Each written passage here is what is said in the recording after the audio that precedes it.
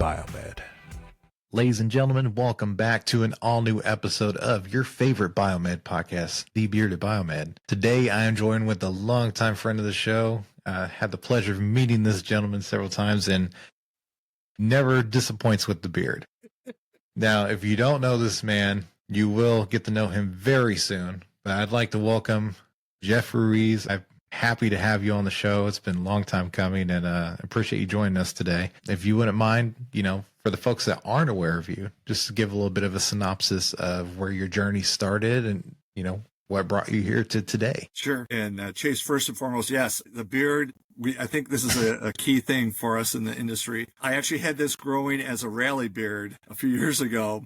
We were going through our organization trying to get a renewal, and I said, I'm not going to shave until we get this renewal. And the team could see this visual litmus test going on. And we got the deal. We renewed it. And I'm getting ready to shave this thing. And my wife's going, you got to keep it. So here it is. It's on for good. So I've got that. I have my fedora for the beginning of the show. So make sure I look proper for you, Chase. And yes, big time fan. Appreciate the work that you do for our community. You can never, there's a saying I say, you can never over communication. And there's so many key messages that you share throughout. I know I appreciate it. I know the biomeds out there in the world appreciate it. So thank you so much. Great. Yeah, I've been in the industry for, I think, about 40 years now, and it's been a long journey. And it started with, we'll call it car audio. If we could go back in time, that was my thing. I had 4 years of electronics in high school. I knew I was going to do something with electronics, was going into electronics school, but my claim to fame was I was going to go into car audio. So, did a lot of installs. I had a multi-thousand watt system in my vehicle, and it was great. Went to some Midwest sound off competitions, but I had to pay my way through school. And to do that, I found this job called a pneumogram driver. And I had no idea what this was. It just said deliver pneumograms. I didn't know what that was. I thought it was some sort of, almost like a singing telegram type of thing, something along those lines. And later found out, go through, get hired. And what the pneumograms are basically a cassette recording of a baby's heart rate and a respiration rate. And I would go to these homes and pick up these old tapes and then take them to various physician offices where they would do analysis and read the data. And this is a long time ago. So orientation standards, how to do the job, it was not quite where it's at today. So, you're kind of learning a lot by trial by fire. And, I never asked why these pneumograms are going. And then I'm introduced to, the families, and, I'm a shy guy who was much an introvert back then. You're knocking on the door. Hello, I'm here to pick up a pneumogram. There's times where I would be picking up the entire monitor and taking it back to the shop, and the parents were there. And as I'm getting introduced to this process here, I later find out that the pneumograms are for two types of babies: those that have had that were premature, that underdeveloped hearts, and then those that had a sibling that was diagnosed with sudden infant death syndrome. And it became very evident early on that this is not a simple, hey, knock on the door, I'm here, I'm your local person to grab stuff. There's now a human element of connecting with these folks. And my gosh, there were times where I'm there, pick up equipment where said baby didn't make it. And it was such a punch to the gut that, okay, I've got to have a different understanding here what I'm doing. I better have a good persona who I am here and to help support and whatnot. And that was my introduction to home health care. And after developing that skill set, I expanded into delivering all the traditional things you'd see in the home environment: wheelchairs, hospital beds, oxygens, and did a lot of deliveries, met a lot of incredible people, was taught really a lot about customer service in those early years, because you're a guest in someone's home. You're walking in. I remember not taking off my shoes, and I'm getting lit up because, hey, you need to take those shoes off. You bring in snow and dirt. And start bringing your own slippers to people's houses. Exactly. And, other lessons learned there, when you're leaving a house and you just delivered oxygen, you'd get a phone call back from the shop. They'd hit you in the two-way. Get back there. You forgot to leave supplies. And it's like, it hits on you that, hey, you may be the only person that patient may see. So when you leave their home, make sure they are set. Is the equipment working? Is it on? Is it the right flow? Do they have all the necessary supplies and that? So a lot of those interactions, boy, it really left a mark on me in how to have a good interaction with patients and understanding where they're coming from. And again, we are guests in their homes. I still take that today when we're in patient rooms. We are guests Absolutely. in their room. And in that, in that landscape environment, I was introduced to folks that had cystic fibrosis and met great people, great friends that we developed some great friendships on. It's a difference. Being in that environment, it hits you differently. I remember delivering oxygen to this 5-year-old girl. Her setting was like 15 liters. Astronomical. It took 3 tanks to be connected in a Y setup to deliver the number of liters that she needed. And all she wanted to do was to move, be around, play, do those types of things. And here she is tethered to these oxygen tanks. Boy, we try to be creative and trying to get some smaller tanks, have wheels and do things, have her outside for a little bit of time. And I remember I get this notice to pick up the equipment, and it will say patient pickup on the printout, and there'll be 3 asterisks on the front of the pickup and 3 asterisks on the bottom. And that was the code to let you know that they didn't make it. And you're going into the home, you see where everything was at before, where there's this little girl, and she's not there. And it hits you at that human element that we're providing a service. We're caring for another human being, and we're making connections. And that's something that, again, that level of involvement has always stayed with me. So I stayed at that organization for about 4 years. And the last 4 months there, they had opening their repair department. And I'm like, okay, let's try this out. Starting to add some electronics into the repair piece. Loved it. The organization had a restructure, so I transitioned over to another home care company and then got into their Biomed department. And I still remember that in the transition between the two, I still had a little bit of the love of the car audio stuff. I still couldn't quite get rid of that and transition over. And I remember stopping in at a shop. I had to get some new fuses, and the manager's looking at my work on the car. He's like, dude, I'll hire you right now. I want to get you in here. We can do some great work in it. And I'm like, well, I just made this transition to this other company called Home Care Michigan, and I got to give it a try. And I still remember when I left there that I felt like, as I'm looking in the rearview mirror, that dream is going that way, and now I'm on a new career path. And it was, quite a nice transition. Working in the home care environment again with Home Care Michigan, was able to still deliver on the patient side, but then transition to their Biomed department side. So some key things there. Home medical equipment, biomeds are totally different than what you have in the hospital. A lot of common technologies, we're still doing safety testing, we're still doing those types of things, but we have to have a little bit different way of thinking where in home care environments, you're delivering equipment, you're going to get it rather quickly back.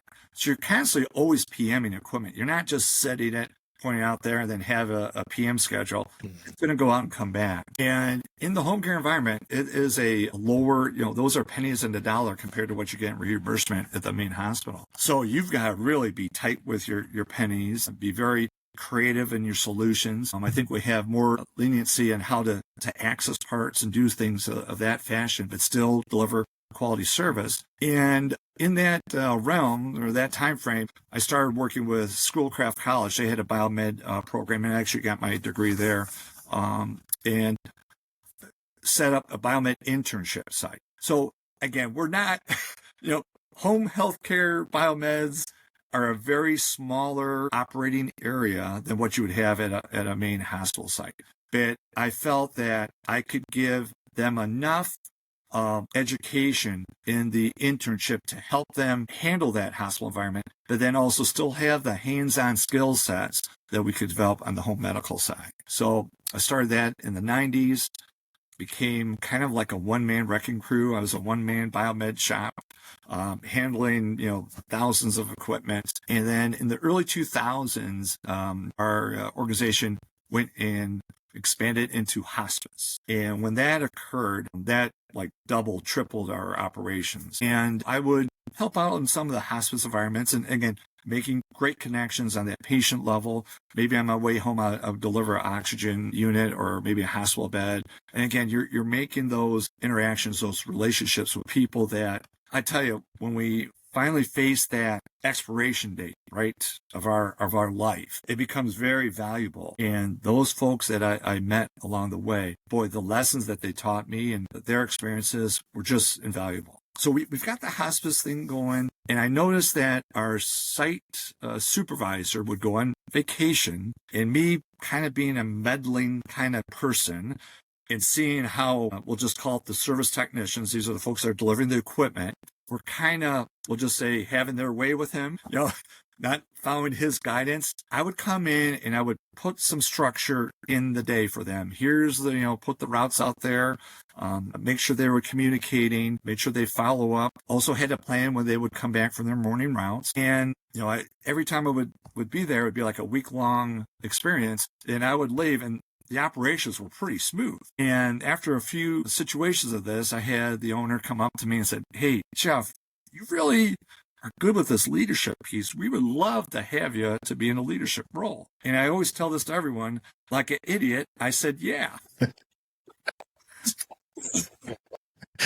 Because what I'm embarking on now is totally different than when you're working on a piece of equipment. It's pretty evident what's broke. You can get it together. But when you're talking about now that human element, okay, you don't know what someone, are they having a good day, bad day? Was there some things going on at the home front that we need to be aware of? Are they working two jobs? Are they trying to handle some things that fashion? Are they going to school and they don't know how they're going to make it through the end of the semester? All those types of things. And I think all the relationships building I had on the customer side, I was able to apply then on the leadership side. You've got to really understand something else too here. We're talking about, again, pennies on the dollar. These technicians, this is not that long ago. This is early 2000s.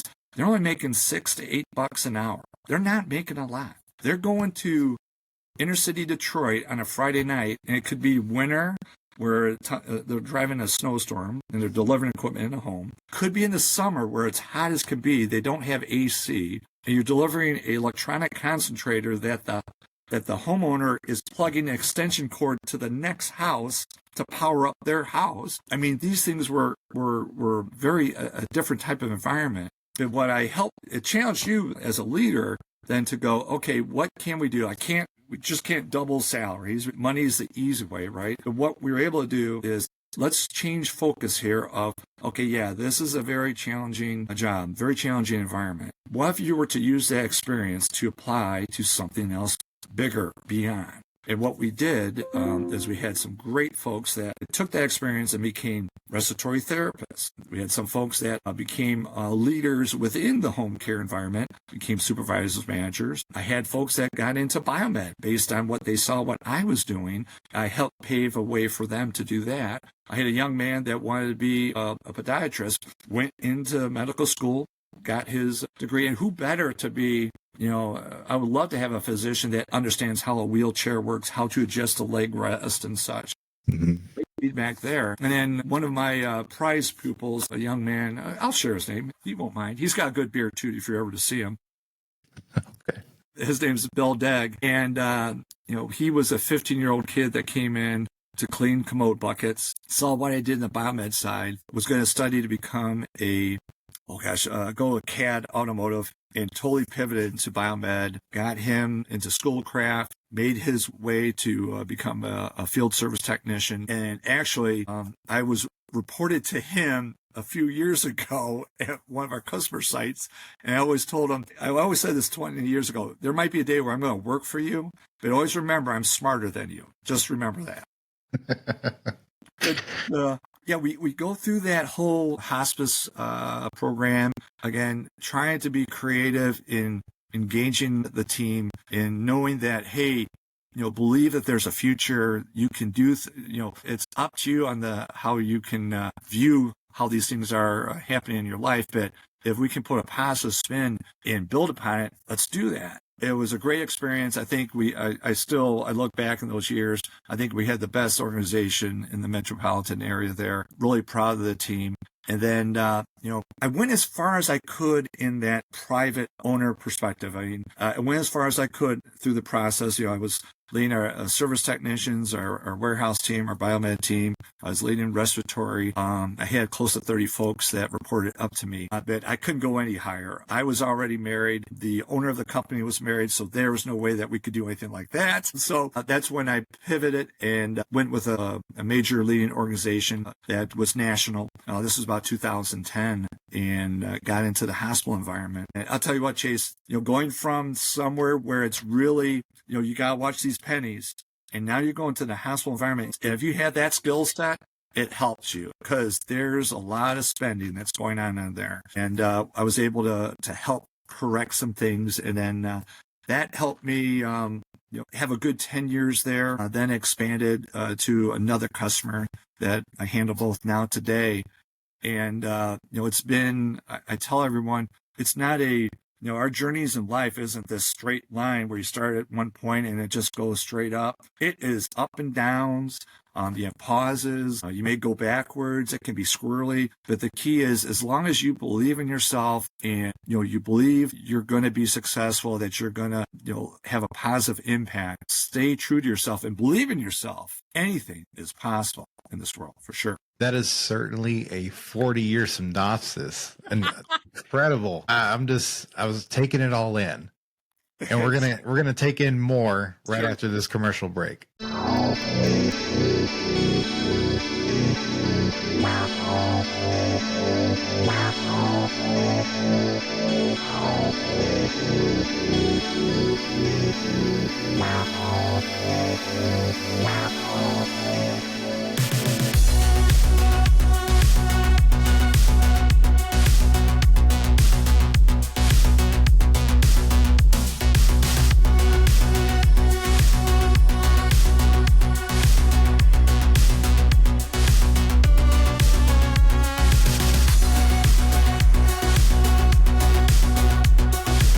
All right, so we're back. So much to unwind there. You touched on some things that I think is really important for especially the newer generation getting into the field. You can have experiences, make connections, and, build relationships that at one point in time may look like one thing and end up coming back to you later in your career that you would have never imagined. Like the gentleman that was once your protege and now later down the line, it's funny how that can work. The idea of going from pennies to the dollar to, here's the thing about Biomed is we are not the hospitals look at us as a cost. So when you're getting into the position that you're describing, it's really inherently important that you make the value of Biomed, and this is how we can save costs. This is how we can make things more efficient. This is how we can improve the clinicians and the patients' lives by implementing these practices. So you having that beginning in the home healthcare and the hospice, I can certainly, just being in field service, I can understand because we touch those areas too. Just understanding of how impactful that can be. One of the things I think having a gentleman of your expertise onto the show is I want to get into one of the favorite segments that people love to listen in on. If I'm going to bring somebody that has 40 years into the profession, I cannot think of anyone better to give out some career advice. So we're going to get into that next segment, career advice. I learned a lesson. Never half-ass two things. Whole-ass one thing. Sponsored by Capital I.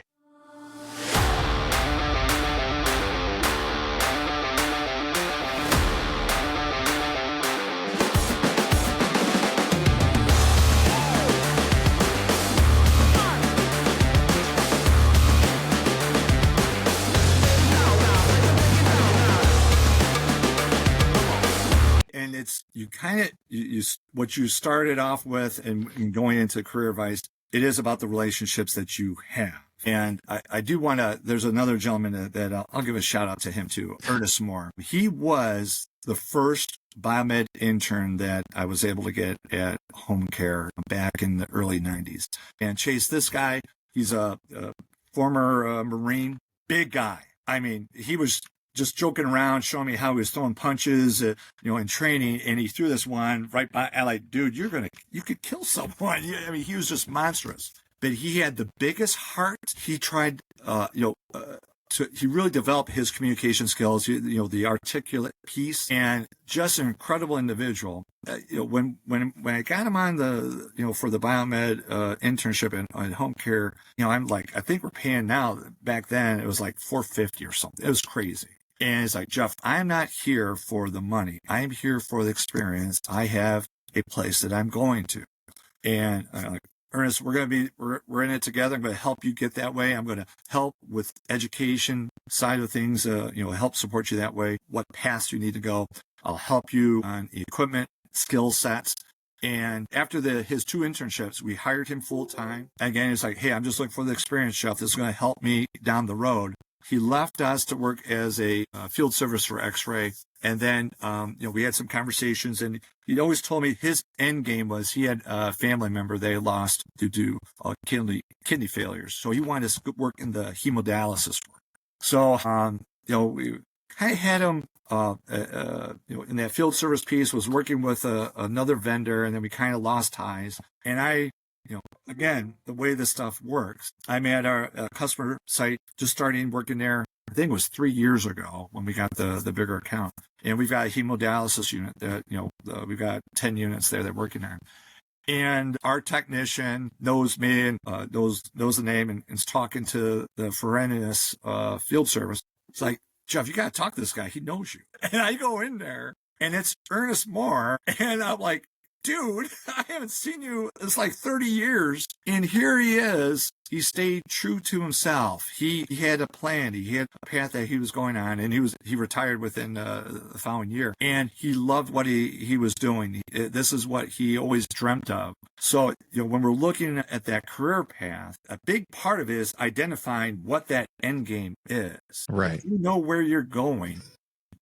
All right, now let's put a plan together. Let's work to getting there. But definitely, but you know what? That's the hard part for, especially the folks that we're bringing into the field for the first time. How would you go about giving them advice on deciding what their career path should be? Because it's kind of hard knowing what's out there and what way you should go about it. And that also leans on us, the folks that have been in the field for a while, to give that mentorship and guidance. But how would you go about building, your career path plan? So, that's a good question with new folks coming on board, where I'm involved in those conversations right now. So we have folks that are newly hired, has some good soft skill, interpersonal skill sets. That's something that I put a premium on that than the technical side.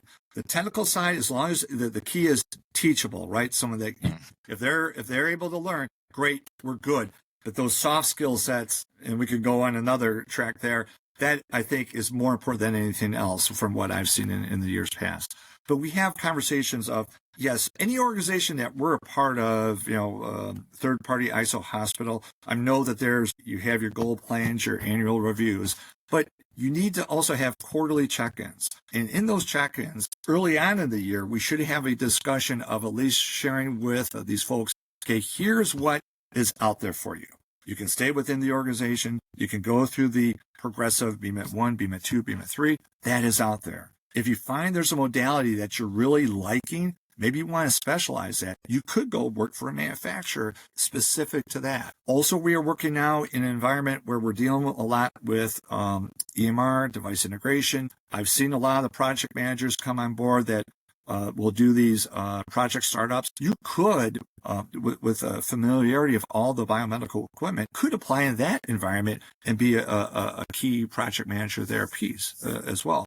Cybersecurity, totally wide open. I actually had some folks that, when I went through the transition a few years ago and moved up, I'll share this, everyone on my 8-man team, everyone, Chase, moved either up or better themselves, either outside of the organization. And that goes back to our conversations of, you got to have it early on to let the folks know what is out there for them. And then as they're thinking about this, we can't make this, hey, let's make the decision right now. This is what you're going to do. Let's see how that evolves over the course of the year, and then we can adjust accordingly.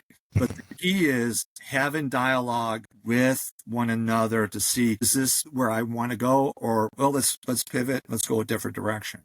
because I've seen it go both ways. So in some, or I guess all the years that you've been in the leadership capacity and you've had these conversations, what would you say is probably some of the hindrances or hangups or just, things that you've noticed that people are not setting themselves up for success, kind of the drawbacks that they're placing themselves or run themselves into? So I think, and this may be, it becomes a situation like this where I'm a strong believer of, if I'm going to grow, I need to act that I'm already in that role. If I'm going to be if I'm going to be in a leadership role, then I'm going to dress appropriately. I'm going to start thinking more like I'm in. The old adage, dress for the job you want. Exactly. I cannot tell you, Chase, I have folks that I've seen a whole wide spectrum. I have seen folks that have come from absolutely nothing that have just hit it out of the park. And the number one differentiator there of the person that does achieve that and that does not is themselves and believing that they can do it. I've seen so many folks that go, when I get that role, then you'll see me kick it in. Then I'll start doing the things I need to do. I'm like, oh, you're not going to be given those opportunities if you're waiting for it to come for you to. Yes, totally. It is you make it, you're gonna be there. And let's be truthful too. Just because you do that too doesn't mean that's going to happen. Yeah, you may put your neck on the road, on the line there, and things may not go your way. Great. Learn from it. You took initiative, you grew. Let's see what you can do differently and go maybe a different way. But don't quit. Don't I tried it, Jeff. It didn't work. And that's it. Not give a initiative again. No, don't do that. Initiative and drive for your own success is very important. My own career, I've very much guided not by exactly, the job that I want of what I need to prepare myself to get that job. I've laid out before an example. The job I'm currently in now, there are prerequisites to have the job. You have to have a bachelor's. You have to have a CBIT. You have to have CHTM. You have to have a certain amount of years in, with the company and also in management, lead tech, whatever. Before those prerequisites were put together, I had all that stuff done at least a year or two in advance. So that way, when that conversation came up, I was already qualified for the job. And I think that's the key indicator for a lot of folks is they're waiting for the opportunity, or they feel they have earned the opportunity before doing all the prerequisites that may come, may not come.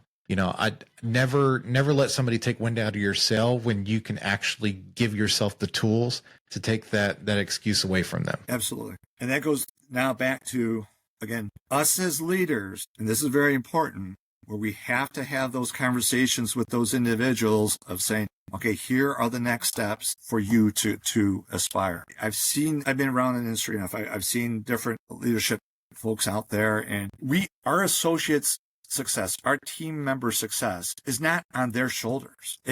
We have huge responsibility on that. And if we don't take that time to give that encouragement, that guidance, that at least path ideas, then we're doing a disservice. I will just say, not to my own horn or anything, but there were sins of my forefather leadership when I got into this one organization 3 years ago, where we instantly did some roundings in trying to identify opportunities. And what you heard was, our organization doesn't hire from within. They don't promote.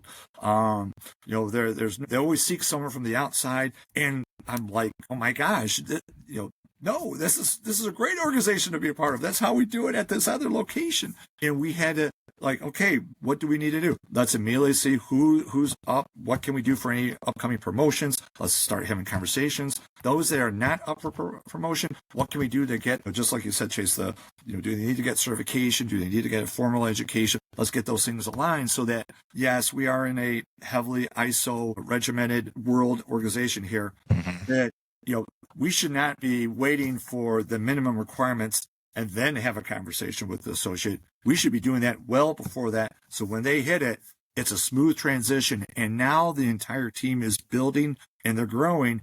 And are we going to lose some folks? Yeah, I certainly hope so. Yeah. I have a gentleman, great individual that we just dearly love, that went on and worked for GE, and That's what he wanted. It's like, dude, this is your goal. This is your dream. Go for it. And by doing that, it helps the flow of the team. And then when you get new folks on, and now we'll talk a little bit about culture. But now the culture is, hey, yes, we do promote from in. We have great communication pieces, good career path. So folks that are coming in now can see that like, okay, I like this. I want to be a part of this. And it's at least my belief, culture doesn't start from the top CEO down. It starts from the initial manager in the team. Because if you don't have that trust, that relationship, that rapport, it's that's where you hear about these toxic job positions and whether it's true or not, the perception of having a certain entity that doesn't promote from within or what have you. I cannot think of any organization out there that would want to hire outside to bring in a management position if they had that allocated inside already. Because with hiring from within, you're embedding somebody that you've already invested years into, that already understands the system, already understands the constraints. And usually if you're a part of that organization and you don't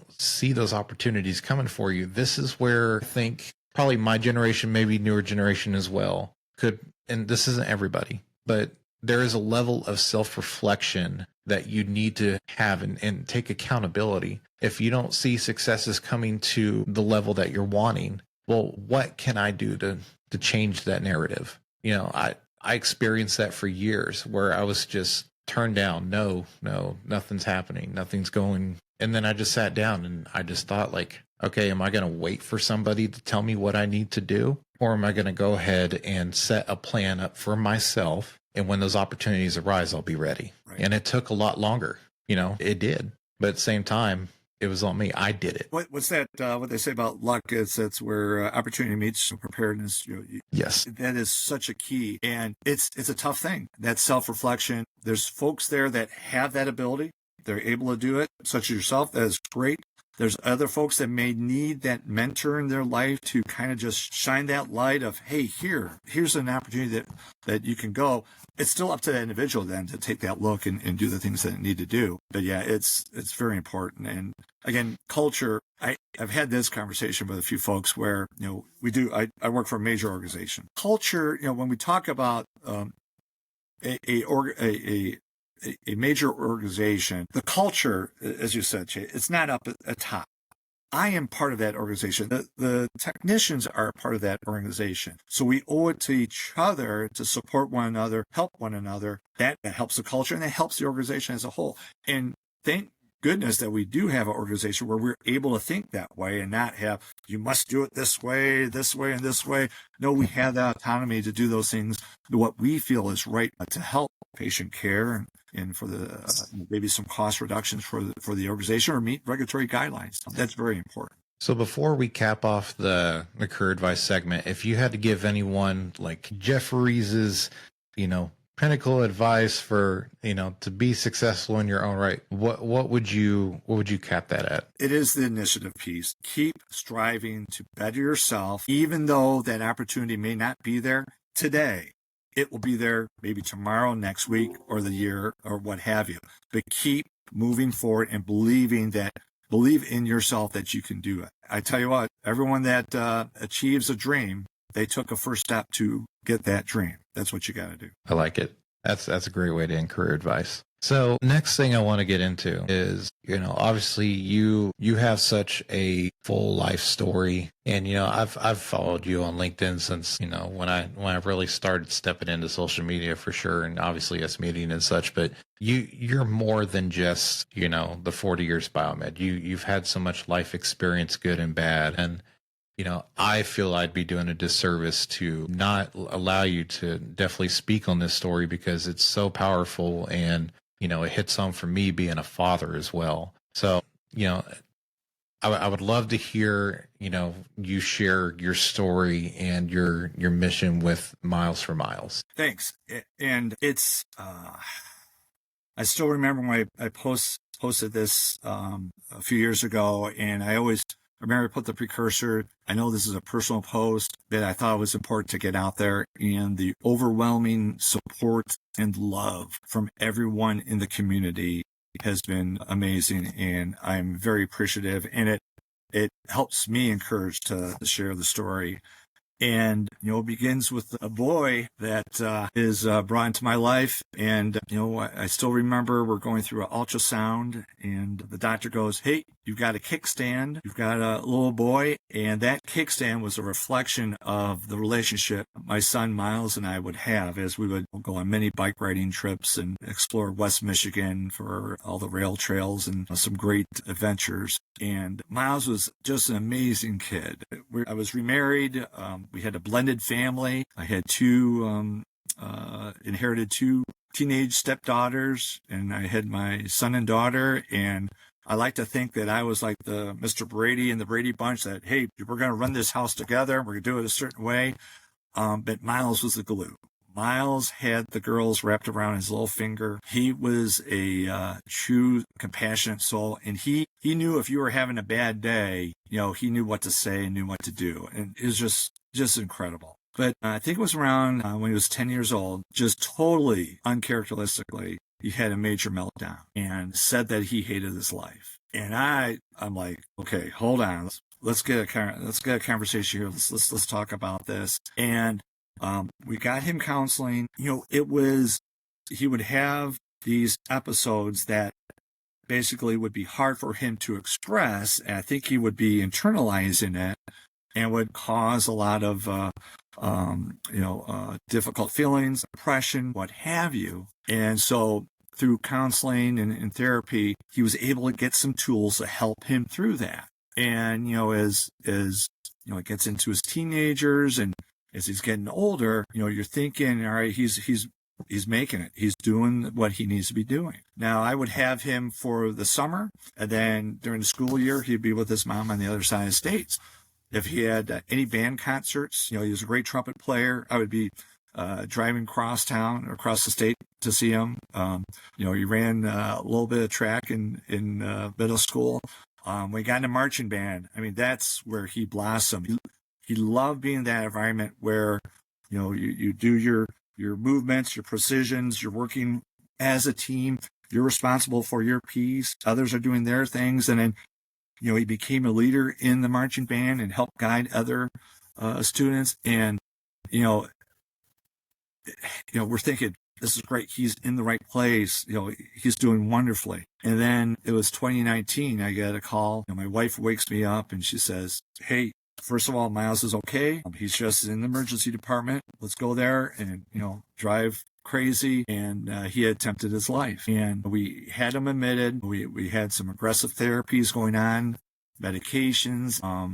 You're trying to do all the right things. And Chase, you're a parent, right? You want to put your arms around him to protect him. But, you have to have that love too, to say, do the things that you want to do, son. I want you to grow. I want you to be, you might have to, experience some things that may not be that successful, but at least learn from that. After we got him out of treatment, I was a realist. I'm like, I don't know when I may not see him again. So I treat it every day as a gift. We talk after school, we'd be texting, I'd be driving on the weekends, we would go on our bike ride, our bike trips. I would do band camp with him, with marching band. Did everything I could to try and encourage him and support him, but also not suffocate him. And we're in that, and I will never say that I blame anything on COVID, but we are in that environment, that time frame where, okay, now we have restrictions. I still remember seeing his Christmas concert in 2020, and he designed it, he created it. He had 20, 30 screens. Everyone's playing their part. He's got it all integrated in a program, and they're all playing together in tune and in sync. But that was the world that he's in at that point, where it's, we're in the self-isolation piece. And, I just know deep in my heart, I'm like, we just got to get through this. We got to get through this because this is not good for him. And I did a run. I do a lot of running. I was running March 27th, 2021. Yeah, I'm out on the trails. It didn't feel good. Didn't feel right. I get home. And I'm trying to send a text to him. And I'm like, "Hey, son." And I I still got it on my phone. I couldn't write anything. I just, just couldn't think. I'm like, all right, it'll come back to me, but I'm like, I never have that. I never have a point where I can't just think, I would always text him. And I go to bed. Next morning, we had a knock at the door. It's a police officer. I'm going, yeah. He says he's got some news about my son. And I'm like, don't tell me what you're going to tell me. And I'm praying, God, give me something. Give me a paralysis, coma. Give me something. But don't give me what he's going to tell me. And said that Myles had passed, where he'd be at. And gosh, I just collapsed. Now phone calls are coming. It was like, that had to happen before everyone could reach out to me. And I'm just going through hell. And I look out the window and we've got like this cement fence, brick fence. And I'm just looking out. I'm just dazed. And this bright red cardinal comes in and just lands on that fence. And I'm just looking at it. And it's, Chase, it's staying there for like 5 minutes. And I'm like, it's Myles just saying, hey, Dad, I'm okay. I'm in a better place. And it's going to be okay. So, this is where, I'm dealing with a lot of things here that I've got to put a funeral together. His high school, who I'm really good friends with to this day, the band director, they're in shock. They're in disarray. His students are just don't know what to do. It happened around spring break, so I knew at least we had a week to plan for the funeral. And I just prayed to God that you got to help me with words of encouragement here. We have to offer something because this is there's a lot of people in pain. So as funeral, we focus on 5 things, and I'm looking at about 150 students. I said, the first thing is, you all matter. Everyone here matters. Everyone has something that's important that they could bring to the table. And I just felt like if Myles could have seen in his lifetime the people that thought mattered to him, would he have done this? I don't know. But I wanted to make sure that every student felt that, yes, you are worth something. Don't think that you aren't. Second was, no matter how easy or difficult the task is, reach out for help. It is so hard to do that. But again, I'm looking at this funeral home, and there's a ton of parents, teachers, and I'm like, look all around here. There's so much area of support. Please reach out. There's plenty of help that could be there for you. The other part is, if you see someone struggling or trying to get help, offer a hand, listen to someone. I mean, just the simple gift of lending an ear to allow someone to get off of their shoulders some of the things that they're dealing with, that can go a long way. And then I always said this too, on the fourth one, on checking on your strong friends. I had mentioned, Myles was the glue of our family. Myles was that comforting soul for everyone in his high school, but no one knew the struggles that he was doing. And I believe as anyone that hears the podcast, and if there's one thing that I would encourage you to do, check on one strong friend. Just call them, email them, just say, hey, I'm here. If you need to talk, let's talk. It's such a hard thing. Here we are in this leadership roles, and we have to look like we're this bulletproof leader, and we're dealing with stuff. I deal with stuff. We all are. Sometimes we may need that strong friend to reach out to. And then the last one is the golden rule: be kind to others. We don't know, and I talked about that early on, where we have we're going to home care environment, going to leadership roles. So we don't know how folks are having, what kind of days they're having. But if we're kind to them, supportive to them, that kindness can go a long way. And that message, these 5 messages, became I thought something that could be encouraging for the students there. And then where Miles for Miles transcended from there was every year on his birthday in March, I would run whatever miles that would be. So the first year was 19 miles, and now we're up to 23. And what started first as, hey, I'm going to run. I'm doing this Miles for Miles. It was really more than anything a grieving tool for me, grieving instrument to say, hey, this is a tough day. Again, big, strong guy. put down the bulletproof vest there for a minute, say, hey, I'm weak. Come out, walk with me, talk with me, support me. I appreciate it. And what that has now transcended to is a call to action or sharing of awareness for mental health, and share those 5 messages. And now, I share it through LinkedIn. I share it through my Facebook. I have 8 or 10 running organizations that I'm a part of. I share it there as well. And, the goal is to impact just one life. If we can impact just one life for 1 minute, an hour, a day from making a horrible decision, postponing that decision, it may be the opportunity to give that person another chance. I know that this isn't the cure. Mental health is so much more. There, the challenges that we had with Myles in his lifetime, and what we thought could work and not work. But my gosh, if we can just give someone that chance to keep on going just for how little of a time, that might make a difference. And that's what we hope for. That is, it hits home for me, because I couldn't even imagine. But so just losing my dad a couple years ago, was just life shattering. So I can't imagine. But for those that are going through grieving in general, obviously running has been such an instrumental tool for you. But have you found peace in some other tools available, or that you've discovered kind of makes? Because the thing is, I've told people that has lost a loved one, it's the pain never goes away. You're just able to bear it a little bit more as time goes on. It is. It puts you in a different place, and will test your faith. I still remember having conversations with the man above on this. If I didn't have family and friends, would I do something to join him? Oh gosh, yes. If I had nothing here to hold me, I'm going. And my mindset would be, I'm going there because I know my son needs me wherever he's at.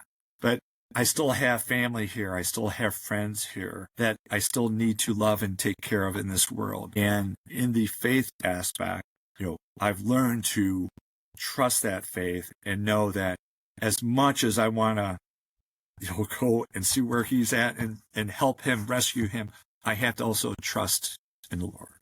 I have to trust in God. And as long as I have that in my pocket, I can go on and keep moving forward, and also still trying to impact others and help them as well. The chase is every day is, okay, we make it through today, great. Tomorrow, let's make it through that day. It is a day-by-day journey. By the grace of God, we keep going forward. One of the most important lessons that I've gotten, I've received from that is you never know how much time you have with somebody. So love them hard, enjoy every moment you have with them as much as you can, and just let them know just how important they are to you. Absolutely. And for folks that maybe you have relationships with someone that maybe you're not speaking with that often, just goes back to where, just reaching out and saying, hey, how are you doing? It might just change the world for them. I don't think you see someone and it's like, wow, they got it together. Hey, they're doing it. You don't know. And, we are all, we all have our baggage, our things that we're dealing with. Reach out, talk to them. Hey, how's it going? I had a good friend of mine that we've been at a few of the Amy conventions over the years, and reached out to me in late August with the, Jeff, how are you? I'm just checking in. I want to see how you're doing. If there's anything there I need for you, brother, I'm there. And I responded, thanks for reaching out. First of all, that means a lot to me. And yes, I am in a great place. I'm doing good. And I appreciate that. But just doing that simple act can do a lot. I wanted to get you on the show just because while we don't speak day to day, there's an inherent, you're a kindred spirit to me. I can see, hopefully I'll make an impact as much as you have in people's lives within this career field. And I imagine you still have way many more years to continue contributing to the profession. But And of course, we had to talk about how to be successful in the field and then hit somebody, everybody listening and watching heavy in the heart. But, these conversations are important. And, at the end of the day, this, besides wanting to promote the field, I also want to tell people stories and hear their experiences, because maybe somebody can benefit from it. All the heartaches and all the stuff we went through, maybe somebody doesn't have to go through those, because we have the tools to help them surpass that. So as always, any way that I can support Miles from Myles, I think other people would love to support it as well. Whenever you have those runs and you want to share that story, I'm sure there's other ways that we can even spread that message further to help folks, because everybody has somebody that they love, and nobody wants to lose the people they love. First of all, thank you for, sharing your story, because I just hearing you, it hit me. So I can only imagine how it hits you every time you discuss it, but still you discuss it, and I appreciate it. Thank you. And I appreciate the have that opportunity to share that story, to share how a little boy impacted my life and has impacted others, and can do so in a positive fashion. And that's all you can ever hope for. And, we're not machines. We're not, hey, I need you to do this much PMs, this much repairs and that. No, we all have we're human folks. We're human beings. And everyone has, their unique stories and the unique experiences. And, absolutely share them and, try to learn from them. And if we can do that, then we're making an impact. So for everybody that listens, watches, I hope you gain something from this episode. Again, I appreciate Jeff coming on and sharing his story with us, his journey with us. At the end of the day, I appreciate everybody that supports the show. A simple like, subscribe, share, goes a long way. As always, I will continue sharing folks' stories like we have with Jeff here, and we'll slowly, step by step, make this field better. So, Jeff, before we sign you off, do you have any words of wisdom or last minute advice for the folks out there? Our community is so supportive, and Chase, the work that you're doing and sharing some of the stories in the community, just know that you're not alone. There's a great network of individuals. So if you have any challenges, anything that, if it's personal or career path or, how to navigate the industry, reach out. Don't be afraid to reach out. There's so much support for you. And with that, I will wish everybody a great day. Beard. May the beard be with you. Yes. Take care. Biomed.